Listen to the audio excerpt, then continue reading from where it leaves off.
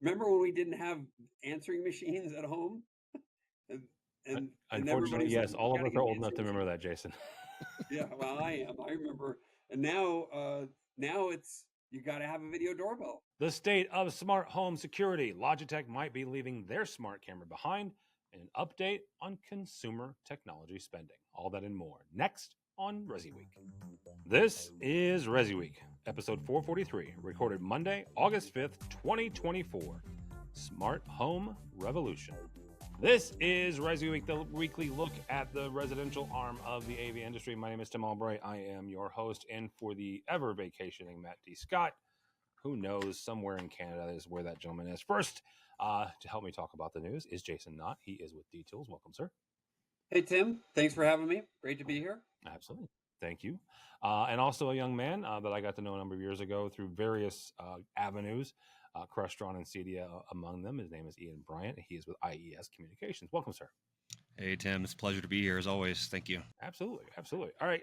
First story here, guys, is Kim Swiss from CIRCANA. They put out a report the other day. It says that the consumer spending in technology in general and more specifically home technology is projected to dip about 2% in 2024. Now, I look at that and go, okay, it's 2%. However, they're tying this into some generic economic pressures as of late. We're recording this on Monday afternoon, and if you haven't been watching the stock market, it's a little scary right now. NASDAQ, as of right now at 2:00 Central Time on Monday, the 5th, the NASDAQ is down 4%. The Dow Jones is down 2.75%. All of these economic indicators say, okay, something's going on here. You've also got the constant drumbeat of recession, depending on which economist you look at. Money is getting tighter. The Fed is not easing those concerns. Jason, I'm going to start with you on this. What does all of this kind of figure in together, and where do we see the industry, the AV industry, and the home and AV industry, the economy of that overall? So it's interesting that this is happening today because I've been hearing anecdotally for several months now from distributors and various manufacturers that talking to their integrator base who've been telling me that they're hearing from the dealers that big projects are quote unquote on hold. They're being kind of pushed back, and what generally they weren't saying it was an economic scenario. They were really worried about the election and what was going on, and there was kind of it was going to be this post-election probably surge, I guess, or not. Which really quickly, the election year typically is hell on the stock market and the economy in general, generically, right? Historically. Go ahead. Yeah, no, absolutely. So there is hesitancy, I think, what we're hearing in the market. So it's interesting because we have just kind of run the numbers through DTools Cloud, which is, everybody knows this, DTools cloud-based software, where we're able to look at in aggregate the information that's coming from now over 2,600 integrators who are using the platform. So it was interesting. So the first half of the year, this is through June 30, obviously didn't do it in the last month or so, but through June 30, there was actually a solid double-digit demand for proposals. So proposals. Okay. So in other words, they're asking people which to me, Shell tells me that consumers are still very, very interested in technology. They want it. Now, how is that translating in terms of actual signed contracts and projects? That is absolutely flat. So there's still a lot of intrigue, I believe, in customer demand, and then they're just not pulling the trigger. So it kind of mirrors what I've been hearing from some of these manufacturers and distributors. Now, at the same time, the projects that have happened, we saw a 10% increase in the average price point, the average value of that contract. Now, let's back up for a second.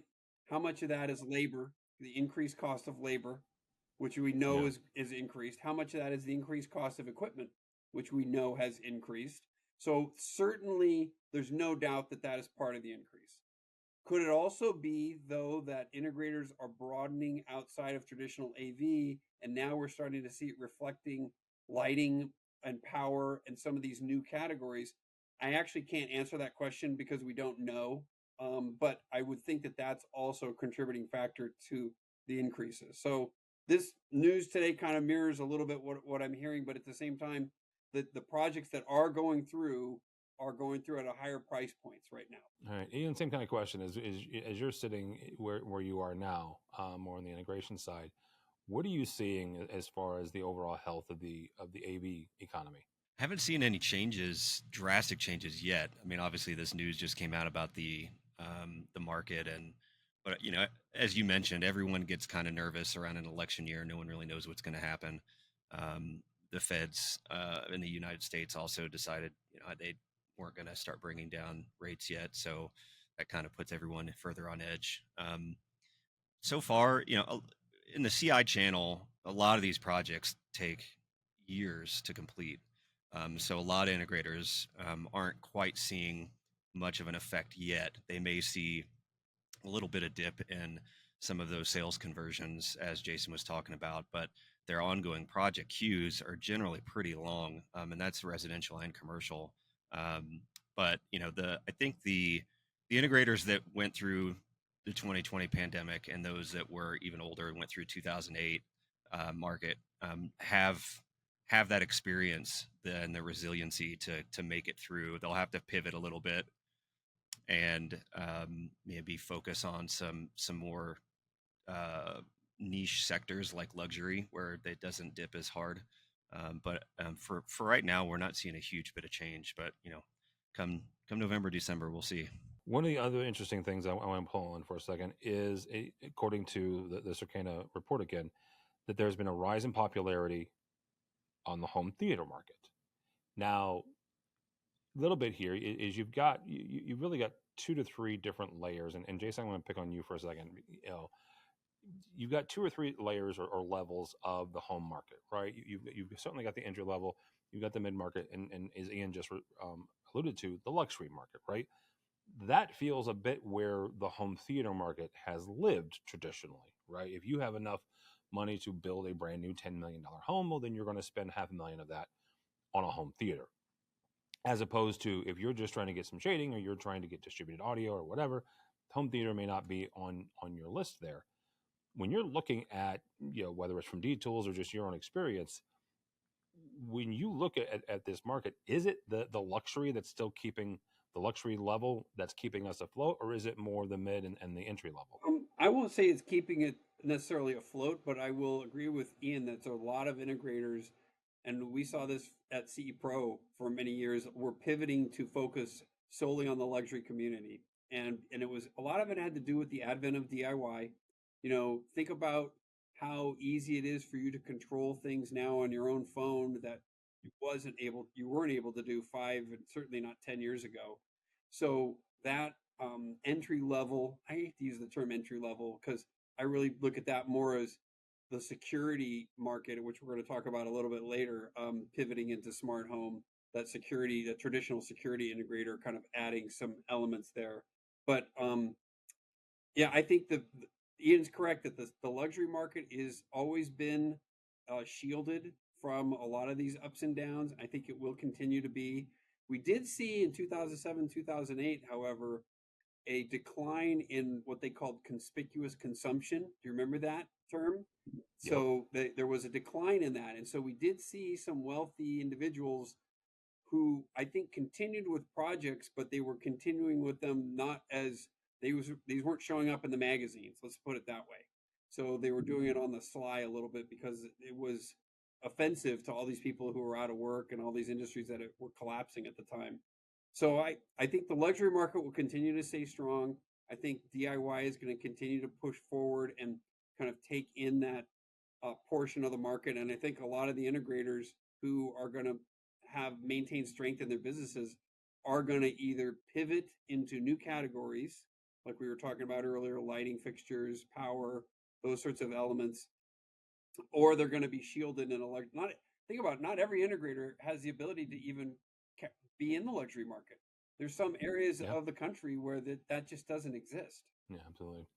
All right. Next story is actually comes to us from The Verge. In a recent episode of The Verge's Decoder podcast, Logitech's new CEO, Hanneke Faber, caused a stir by suggesting that the company's smart home products, including the HomeKit capable Circle View Doorbell and camera, might be discontinued.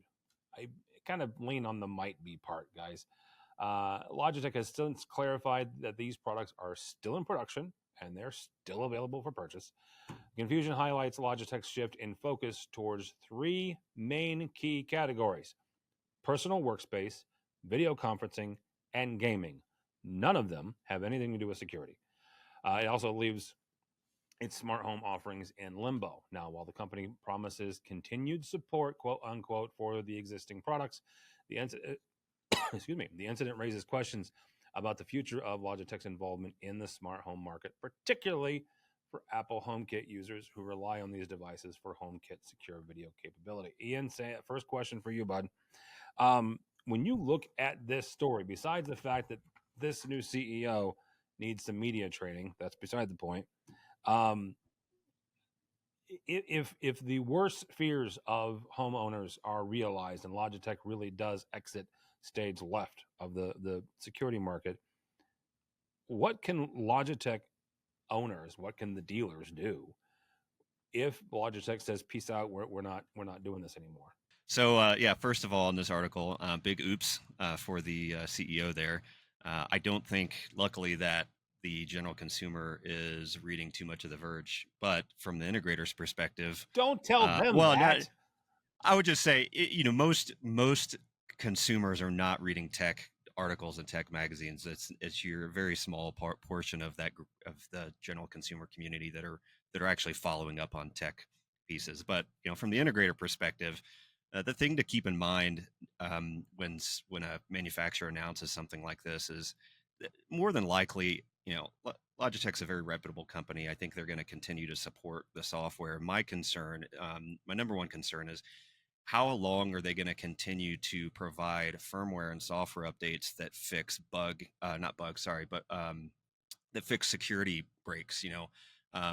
There are certain security protocols in all of the devices that are connected to the cloud and the internet that require constant updates as hackers and people find exploits. So SSH is a protocol that's commonly used. It constantly gets updated. So how long is Logitech going to continue to support the security aspects of their products? And that would be my number one concern. So as an integrator, I would try to keep track of their end of life reports, because at some point once they do the end of life hardware, they'll probably eventually have an announcement of the end of life support for software and updates to it. That's going to be your key marker.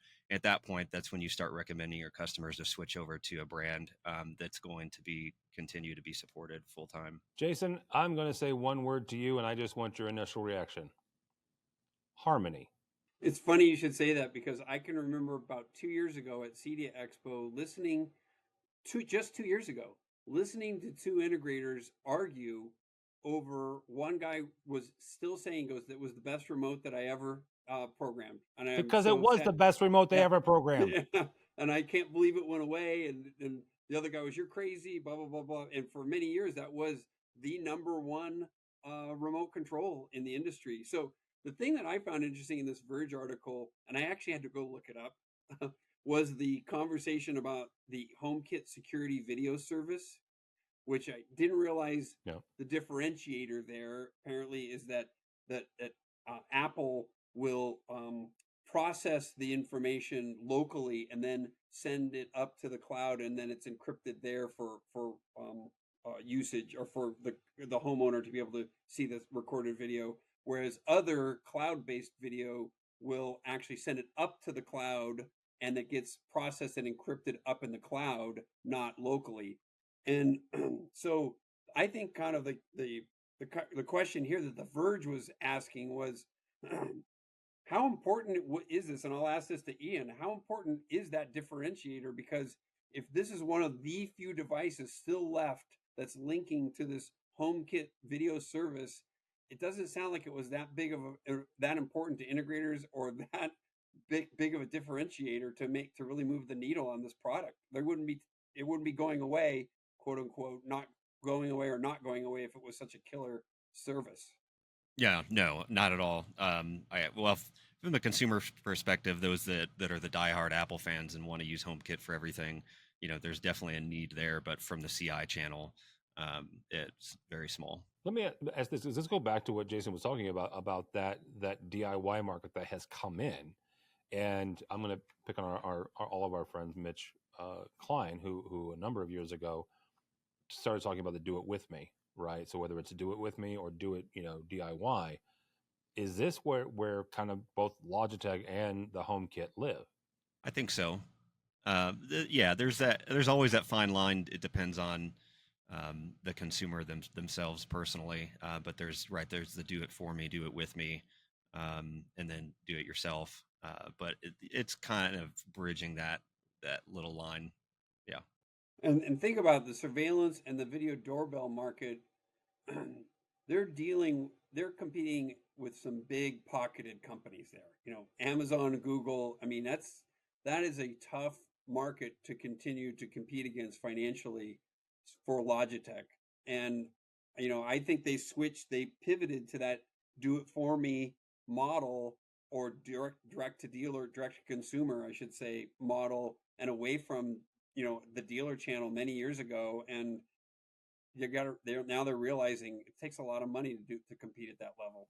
Yeah. Oh yeah. That may be one of the reasons why they got rid of the Harmony remote, but that's beside the point. Last story. Dwight Dumpert from Resideo wrote in Residential Systems about the growing importance of smart home security solutions in the post-pandemic era. That is what you call a nice transition. Dwight's dramatic experience with a video doorbell averting a potential crisis sets the stage for honestly a deeper dive into the market trends. According to recent data, smart cameras and video doorbells are seeing a rapid adoption, with global home security camera market projected to reach $30 billion by 2030, which goes back to Jason's comment about Amazon and Google getting into this pretty seriously. The piece explores how manufacturers are responding to consumer demands, particularly in addressing concerns like package theft and pet monitoring. Jason, first question with you. What is the smart security market like today?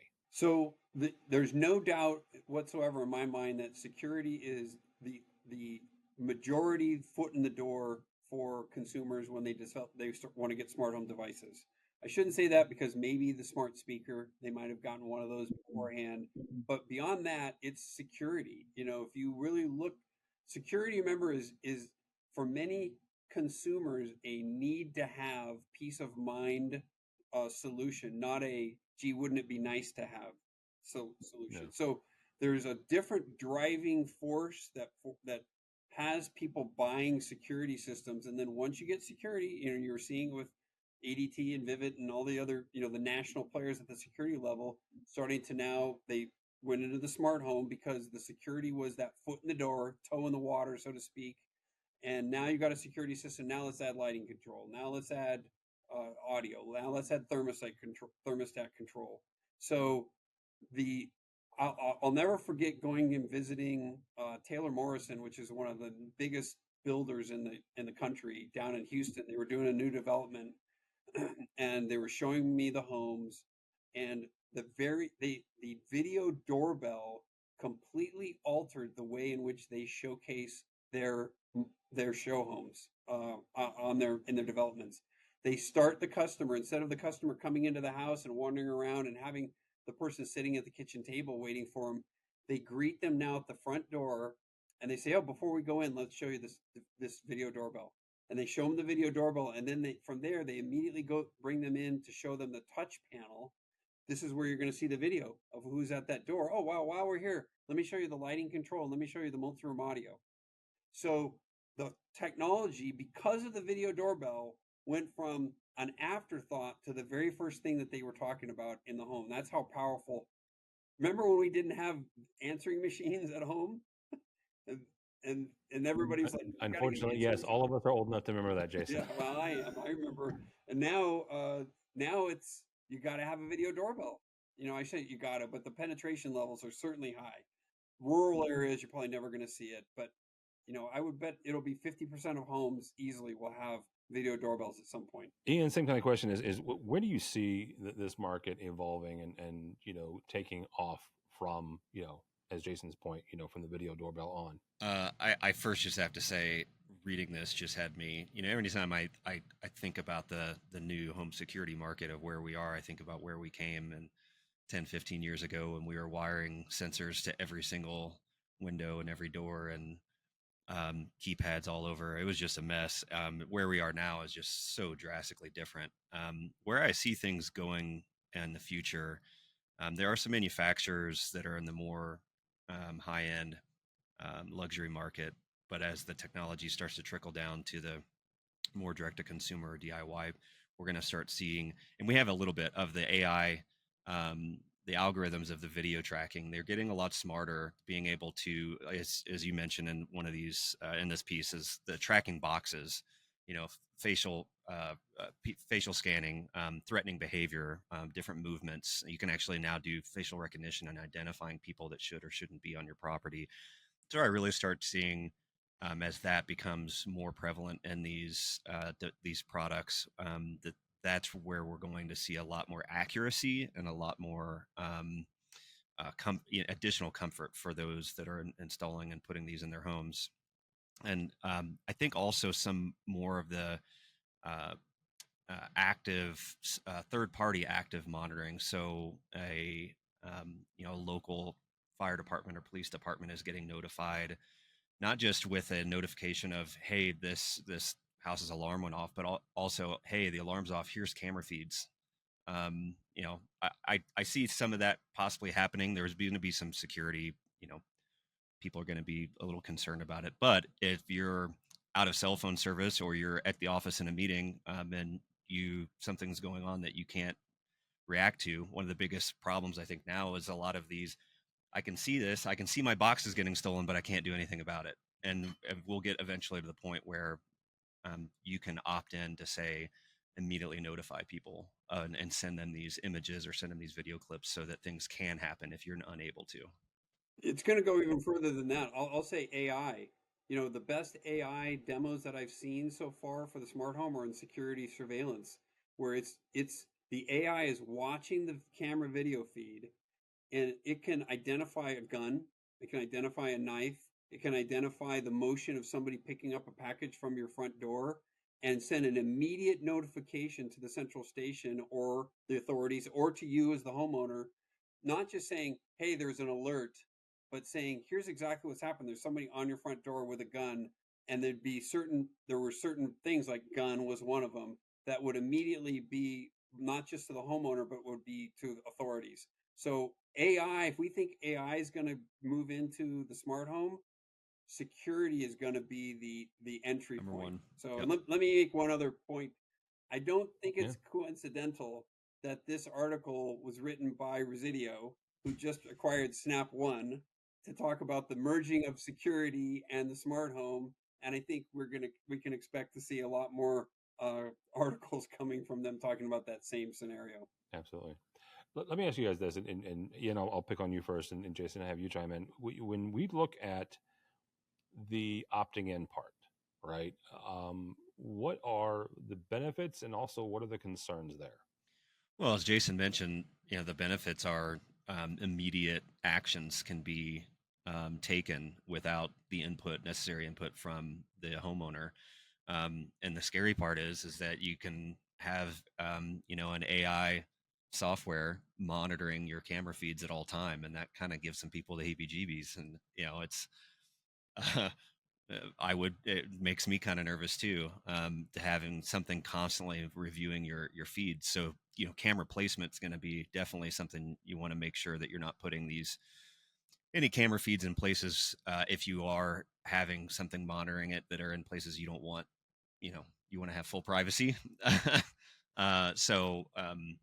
But I think eventually, just as we've gotten over many things, it will just be another, opt in. Of course, why wouldn't I have them monitoring it. I don't want my packages stolen off my porch. I don't want to have my daughter or my family be awoken in the middle of the night from someone trying to break in that has a knife. And that if the AI can see that right away, call the police and activate it, I just think that eventually people are just going to say, yes, I would rather have that over the alternative.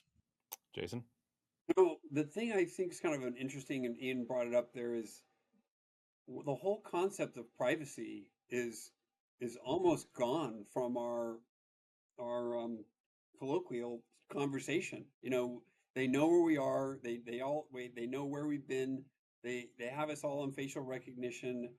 Years ago, who had cameras at their home? Only some wealthy person with an estate, and that was only then on the perimeter of his estate.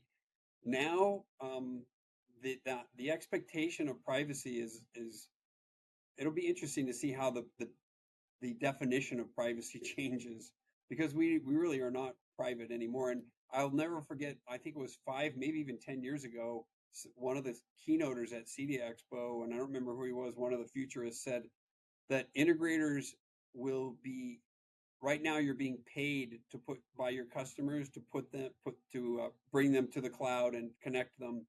You will in the future be paid by your customers to take them off of it. Interesting. I will anxiously await that time coming. So we'll see. All right, gentlemen, thank you so much. Jason Knott, thank you, sir. How do people connect with you or details? They obviously can go to d-tools.com for the website and latest information, and they can email me, jasonkay@d-tools.com. Very good. Mr. Bryant, good to see you as always, sir. How do people connect with you or IES? You can go to iescom.com, and that's iescomm.com, or I am at ian.bryant@iescom.com. Very good. For me, Tim Albright, don't follow me anywhere at any time. I'm not very interesting. Go by the website if you would, please, though, AVNation.tv. That's AVNation.tv. You'll find this program and a host of others. Also, in about a month or so from this date, the 5th through the 7th of September, we will be in Denver, as well as the gentlemen, for CEDIA Expo 2024. You can follow along with everything that we'll be covering, all the folks we'll be talking to. We'll talk to Jason and his cohorts over at D-Tools and a whole bunch more. So all that and more at AVNation.tv. That's AVNation.tv. Thanks so much for listening. Thank you so much for watching. That is all the time we have for ResiWeek. The network for the AV industry. What are you listening to? This is AV. This is AVNation. This is AVNation.